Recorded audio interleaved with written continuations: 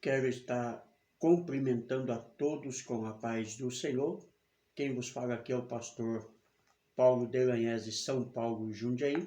Estamos agora no nosso canal do YouTube, no nosso momento resumo da Escola Bíblica. Como acontece toda semana, você que nos acompanha no YouTube recebe a nossa aula uma semana antes dela ser ministrada em nossos templos. Logicamente que esse semestre não podemos ministrá-la dentro dos templos, com alunos, pois vivemos uma época da pandemia e restrições de reuniões religiosas com pessoas dentro do templo. Por isso também, todo domingo você tem recebido a aula do dia, ao vivo pelo nosso Facebook paulo.delanhese. Mas quero aproveitar também a oportunidade para convidar você que ainda não está inscrito no nosso canal do YouTube a se inscrever, digitando lá paulo.delanhese, compartilhando os nossos vídeos com seus amigos no WhatsApp, no Facebook, no Twitter, no Instagram e pedindo também para eles se inscreverem, pois assim você nos ajuda a levar uma mensagem de esperança. Então amanhã, domingo, todo domingo, 9 horas da manhã, Facebook, paulo.delanhese, você acompanha-nos ao vivo com a nossa escola bíblica. Vamos à nossa aula de hoje. Título: Edificados sobre o fundamento dos apóstolos e profetas. Nosso textual está baseado em Efésios 2, 20.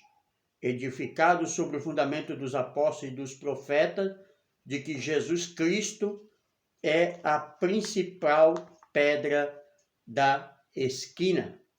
A nossa verdade prática diz que Jesus Cristo é a pedra basilar da igreja, que está edificada por meio dos ensinamentos dos apóstolos e dos testemunhos dos profetas. Efésios 2,13 diz que Cristo formou um novo povo, a igreja, por meio do sacrifício vicário. E Romanos 8,27 diz que o poder de Deus não está restrito a qualquer construção humana. E Atos 7,48, Atos 17,24, Deus não habita em templo feito por mãos humanas. Atos 1, 21, 22, os apóstolos são testemunhas oculares do ministério, morte e ressurreição de Cristo. Isaías 53, do 1 ao 12, traz-nos algo que Deus revelou aos profetas e as promessas messiânicas. E João 14, 23, 1 Coríntios 3, 16, Cristo é a pedra angular da igreja, vive no interior de cada crente. Nossa leitura de base para a aula de hoje, Efésios 2, 20 e 22, Mateus 7, 24 ao 27, que nos diz assim, a palavra de Deus: edificados sobre o fundamento dos apóstolos e dos profetas, de que Jesus Cristo é a pedra principal da esquina, como já disse no textual, na qual todo o edifício bem ajustado cresce para templo santo no Senhor, no qual também vós justamente sois edificados para a morada de Deus no Espírito. Mateus 7, todo aquele, pois, que escuta essas minhas palavras e as pratica, assemelharei ao homem prudente que edificou sua casa sobre a rocha. Desceu a chuva, correu rios, e assopraram ventos e combateram aquela casa e não caiu, porque estava edificada sobre a rocha. E aquele que ouve essas minhas palavras e as não cumpre, compararei ao homem insensato, que edificou a sua casa sobre a areia. Desceu a chuva, correu rios e assopraram ventos, e combateram aquela casa e ela caiu, e foi grande a sua queda. Então, tudo depende, dentro da construção, de como é feito o alicerce daquela casa. Não sou pedreiro, mas já trabalhei na área, e já fiz algumas coisas. E construí a minha casa, né? E acompanhei a edificação a qual o pedreiro fez. E isto é o que sustenta a nossa casa terrena. Dentro da casa espiritual não é diferente. Se nós não estivermos edificados em Cristo, Satanás pode nos derrubar a qualquer momento. Por isso a nossa vida precisa estar edificada sobre Cristo. Nosso Senhor Jesus Cristo é o edificador da igreja. Os santos, profetas, apóstolos testemunharam e ensinaram sobre esse edificador.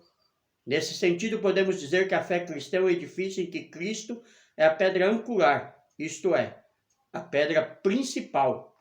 E os ensinos dos apóstolos, testemunho dos profetas são um fundamento erguido sobre essa pedra angular. Portanto, tudo o que os apóstolos e profetas ensinaram e testemunharam é fiel ao que Cristo ensinou e praticou. Por isso Paulo diz em 1 Coríntios, capítulo 3, versículo 11, que não podemos pôr outro fundamento além do qual está posto, qual é Cristo. Esse é o grande problema dos sectários, né? Eles não edificam suas igrejas em Cristo, mas edificam as suas igrejas nos seus líderes, nos seus falsos profetas. Por meio da reconciliação efetivada na cruz, Cristo formou a igreja, Efésios 2, 13, 19, sendo judeu e gentil. O apóstolo Paulo a compara como um edifício em construção, Efésios 2, 21. A pedra angular dessa edificação é Cristo e o fundamento é a doutrina dos apóstolos e o testemunho dos profetas, Efésios 2, 20.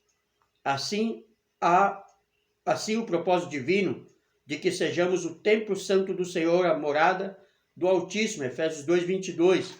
Nessa lição, estudaremos cada um desses aspectos a partir de agora.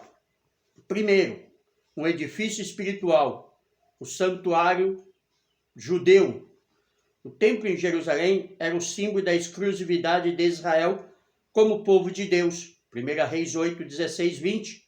A proibição dos estrangeiros acessarem o templo era um motivo de inimizade entre judeus e gentios. Efésios 2, 14. Ao reconciliar ambos os povos, Cristo aboliu as leis cerimoniais, desfez a inimizade entre eles e formou uma nova humanidade, a igreja. Efésios 2, 18, 19. Qual foi as leis cerimoniais que Cristo aboliu? Falamos na aula passada, mas eu quero relembrar do que foi tirado, né? Que a igreja não precisa mais observar, principalmente, né, os dias de festa, sábados, guardas de sábado, a qual é praticada até hoje pela Igreja Adventista do Sétimo Dia e alguns outros sectários, mas para nós cristãos tudo isso foi abolido. O santuário cristão, o que pertence a Cristo, são comparados a um edifício onde Deus habita em espírito, Efésios 2, 22. O ensino apostólico lembra Salomão quando este reconheceu que o templo em Jerusalém não poderia conter a Deus, 1 Reis 8, 27. E reafirma a instrução de Estevão que o Altíssimo não habita em templos feitos por mãos de homem, Atos 7, 48 e Atos 17, 24.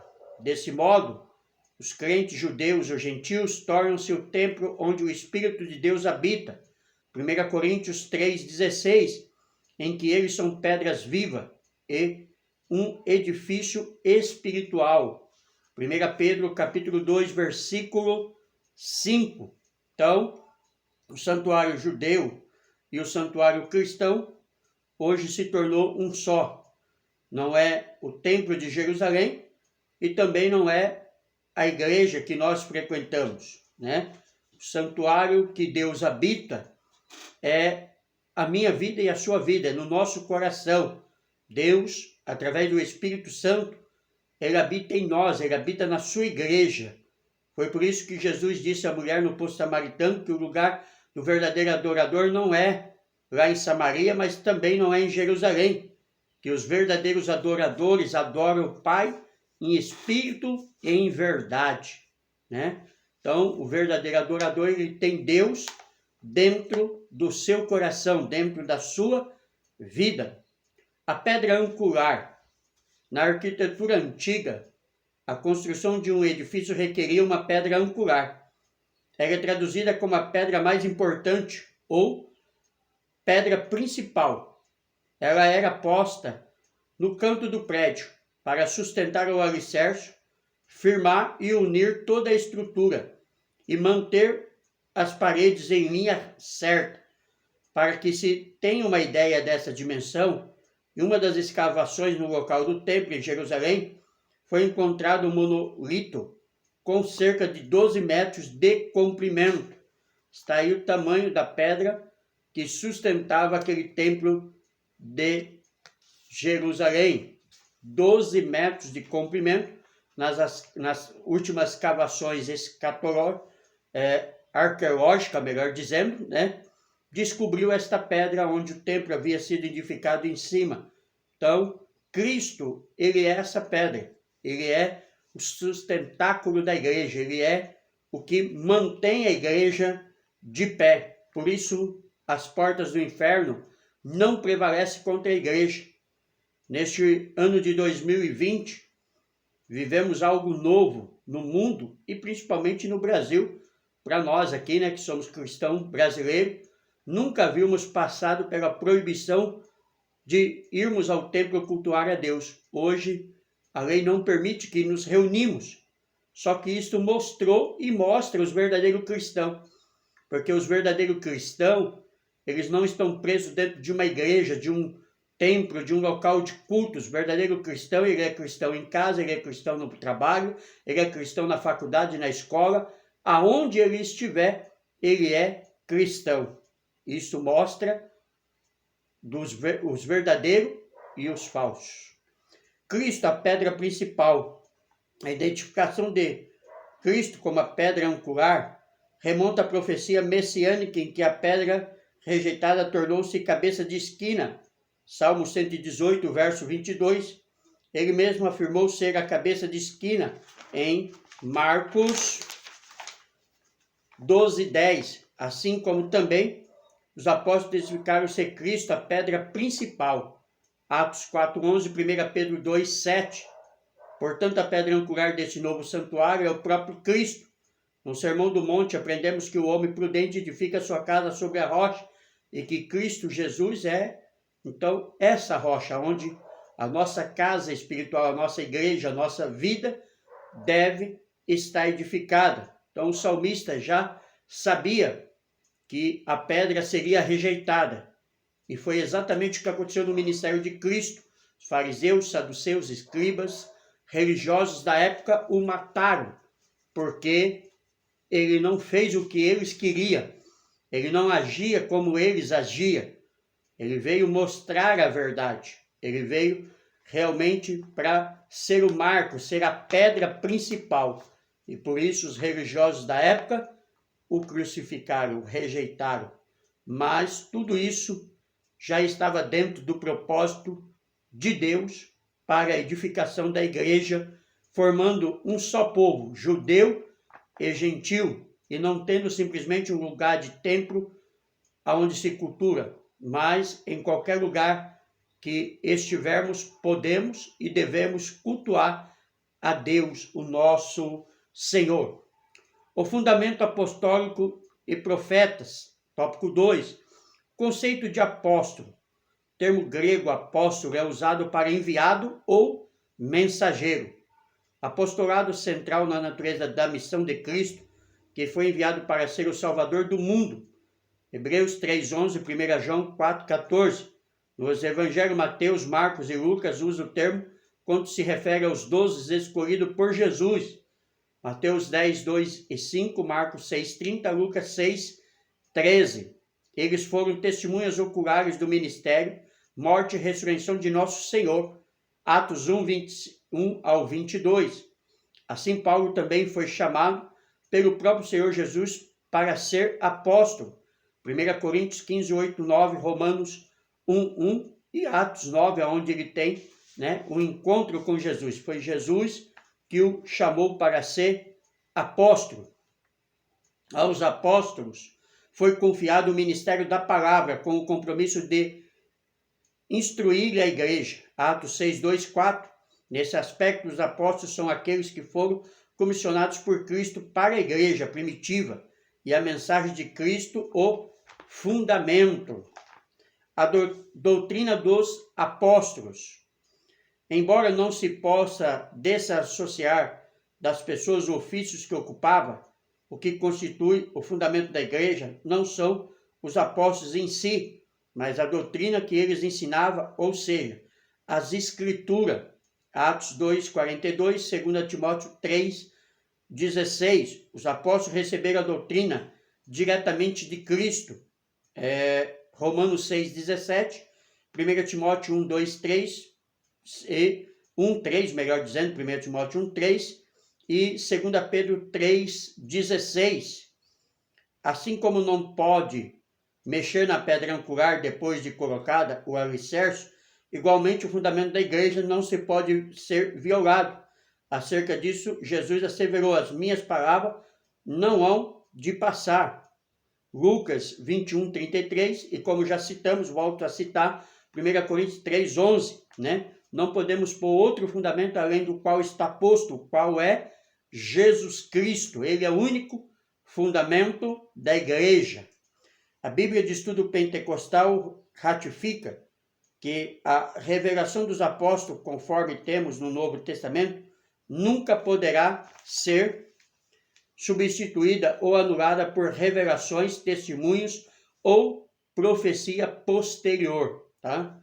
Então, qualquer conceito de doutrina, de profecia, de revelação, que não se encaixa perfeitamente nas escrituras, ela deve ser rejeitada, ela deve ser considerada como anátema. O apóstolo Paulo, no livro de Gálatas, escrevendo à igreja da Galácia, ele diz que mesmo que um anjo do céu, né, ou que ele mesmo venha e pregasse outro evangelho quando ele vivia, era para ser considerado anátema, porque não é de se maravilhar que o próprio Satanás se transfigure em anjo de luz para parecer ser anjo de luz, né? Para enganar. Por isso, as falsas religiões, né? Como Testemunha de Jeová, Mormons, Adventista do Sétimo Dia, Espiritismo, Islamismo, Kardecismo, Nova Era, Maçonaria, Sechenoe, enfim, inúmeras aí que são falsas religiões, porque elas não estão edificadas em Cristo. Elas podem até falar de Cristo, mas quando você vai ver os rudimentos das suas doutrinas, as suas doutrinas estão envoltas em seus líderes, né? Em Charles Taze Russell, em José Smith e assim por diante, kardecismo, Maomé, né? Catolicismo, a doutrina dele ainda que cristã, mas é fundamentada dentro mais de Maria do que do próprio Cristo, né? Então, tudo isso são doutrinas de homens, são doutrinas diabólicas, a qual a igreja não pode aceitar, porque o nosso culto, a nossa adoração, ela é edificada unicamente em Cristo Jesus. Cristo é a pedra, Maria não é a pedra, Smith não é a pedra, Charles Taze Russell não é a pedra, Allan Kardec não é a pedra. Então é isso que tem que ficar claro para nós. O testemunho dos profetas, a palavra grega, né, propetes, significa programador e intérprete da revelação divina. A ordem da frase em Efésios 2, 22, apóstolos e profeta, indica-se tratar dos profetas da igreja e não os do Antigo Testamento. Mais adiante, Paulo assegura que a compreensão do ministério, que no passado estivera oculto, de que os gentios tinham igual posição no corpo de Cristo e eram participantes da promessa, foi revelada pelo Espírito aos profetas do Novo Testamento. Efésios 3, 4, 6. Assim, os profetas neotestamentários, que falaram inspirado pelo Espírito Santo, 2 Pedro 1, 21, fazem o alicerce da igreja de Cristo, né? Ensinando, né, eles, os apóstolos, né, as mesmas doutrinas que Cristo ensinou. O subsídio bíblico teológico diz que essencialmente a igreja representa uma comunidade de pessoas. No entanto, em muitos aspectos pode ser comparada a um edifício, especialmente a um templo, né?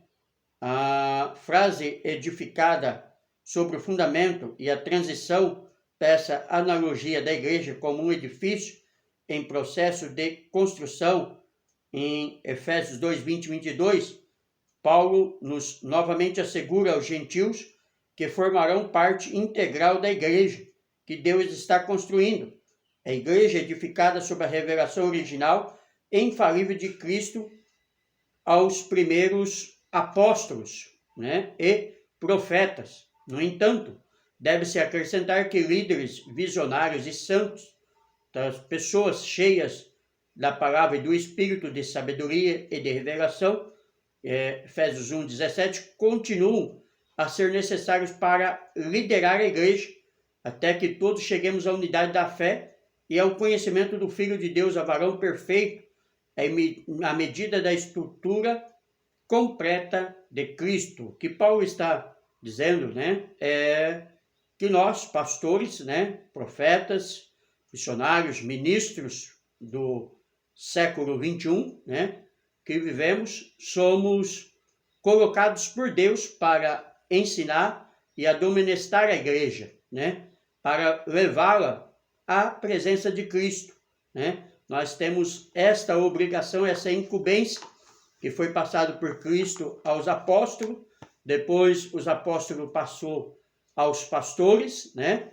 E chegou-se a nós aqui no século 21 com essa mesma ordenança de continuarmos ensinando e edificando a igreja em Cristo Jesus, a pedra angular principal. Tópico 3. Edificados para a morada de Deus. Edifício bem ajustado. A expressão todo edifício bem ajustado cresce, indica um processo contínuo de desenvolvimento dos crentes. Efésios capítulo 2, 21. Assim como todas as partes do edifício precisam estar harmônicas, Colossenses 2, 2 e 1 Coríntios 1, 10, o crescimento da igreja também depende de tudo ser bem ajustado a Cristo. Romanos 14, versículo 15 e 16, 2 Coríntios 13, versículo 11. Nessa caminhada, o salvo comporta-se como filho obediente e passa a evidenciar o fruto do Espírito. 1 Pedro 1, 14, Gálatas 5, 22. Né? O desenvolvimento prossegue até alcançar a medida completa de Cristo. Efésios 4, 13. Pois todo crente bem ajustado torna-se templo santo no Senhor. Efésios 2, 21. Porque o Espírito de Deus, ele vem habitar em nós, ele vem fazer morada em nós. Então, todo crente bem ajustado, ou seja, todo crente que segue unicamente a verdadeira doutrina, que é a palavra de Deus, que Cristo é o cabeça da igreja, que Cristo é o edificador, que Cristo é a pedra principal, o Espírito Santo faz morada nele. Templo santo no Senhor. A palavra aqui usada para templo é o vocábulo naon, que significa o recinto interior, o lugar santíssimo, ou seja, o lugar do encontro do sumo sacerdote com Deus. Hebreus 9, versículo 7. Todavia, a analogia paulina não se refere a uma estrutura material, mas sim ao crente que se tornou templo santo. 1 Coríntios 3, 16. Separado do pecado. Quem pertence a Cristo passa a viver em santidade. 1 Pedro 1, 15, 1 João 1, 7. Como resultado, Ao desfrutar da comunhão divina, o crente recebe o livre acesso à presença do Pai, tornando-se assim morada de Deus no Espírito. Efésios 2, 22, Hebreus 4, 14, 16. Então, como já dissemos, reafirmamos, o Espírito Santo de Deus vem morar no templo, que somos nós, a igreja, em nosso coração, em nossa vida. Morada do Altíssimo. No Antigo Testamento, a expressão morada de Deus fazia alusão ao tabernáculo e depois ao templo israelita. Indicava lugar de habitação permanente e de comunhão íntima. Como já vimos, o crente tornou-se o templo santo no Senhor. Efésios 2, 21. Isso indica que Deus habita em nós por meio do seu Espírito. Efésios 2, 22. E que tal afirmação ratifica o ensino apostólico de que Deus não habita em templo feito por mãos de homem. Atos 17, 24. Ele reside individualmente dentro de cada cristão, bem como no corpo inteiro de crentes, a igreja formada por judeus e gentios. João 14, 23, 1 Coríntios 3, 16. Então nós somos hoje o templo a qual o Espírito de Deus habita. O subsídio teológico diz que templo do Espírito, outra figura muito significativa da igreja no Novo Testamento, é o templo do Espírito Santo, que é nós, a nossa vida. Nós somos o templo do Espírito Santo. Os escritores bíblicos empregavam vários símbolos para representar os componentes da construção desse templo, que tem seu paralelo nos materiais necessários à construção de uma estrutura terrestre. Por exemplo, toda edificação precisa de um alicerce sólido. Paulo indica com clareza que o alicerce primário da igreja é a pessoa e obra histórica de Cristo, porque ninguém pode pôr outro fundamento além do que já está posto, o qual é Jesus Cristo, 1 Coríntios 3,11, como já citamos. Em outra epístola, no entanto, Paulo afirma que, em outro sentido, a igreja é edificada sobre o fundamento dos apóstolos e dos profetas. Efésios 2, 20. Talvez isso signifique que esses primeiros líderes tivessem sido usados de modo muito especial pelo Senhor, a fim de estabelecer e fortalecer o templo do Espírito, com os ensinos e práticas que haviam aprendido de Cristo e que continuam a ser comunicados aos crentes ordinários, odiernos, através da Escritura. Então, Cristo continua a ser comunicado aos crentes odiernos através da Escritura. Ou seja, nossa única regra de fé é as Escrituras, a Palavra de Deus. Conclusão.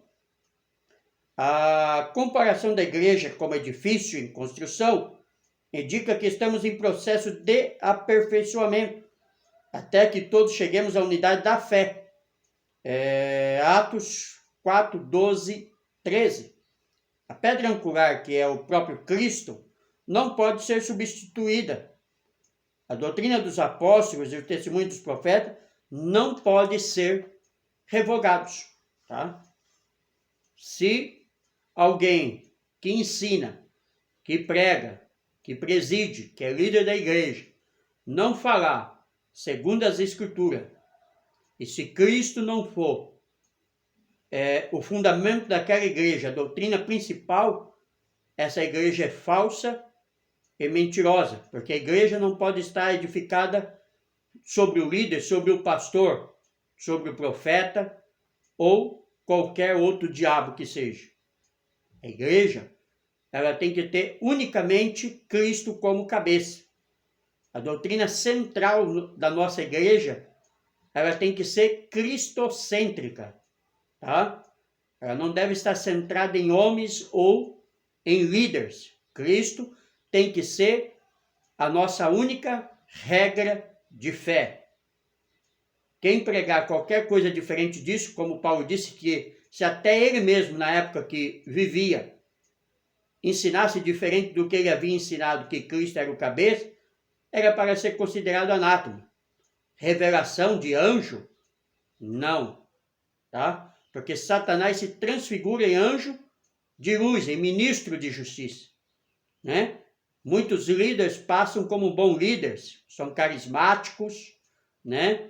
Gostam até de ajudar as pessoas, mas quando você vai ver os rudimentos dos seus ensinos, as suas doutrinas chocam com a palavra de Deus.